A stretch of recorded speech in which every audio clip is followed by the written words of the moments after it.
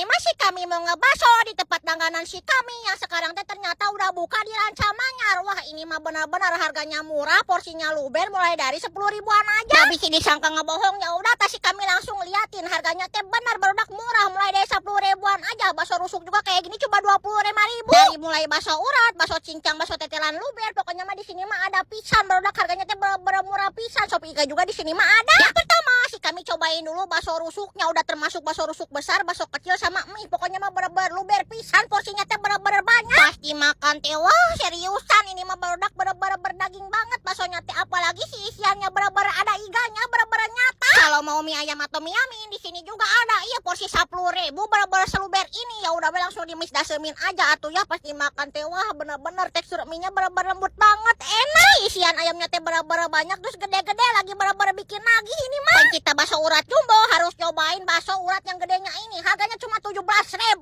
barudak. Wah bener-bener enak pisan, ini mah uratnya bener-bener enak, dagingnya bener-bener kerasa, bener-bener ngena favorit si kami. Jejer lia singa tawajek ha. Ieu teh mani ngena pisan.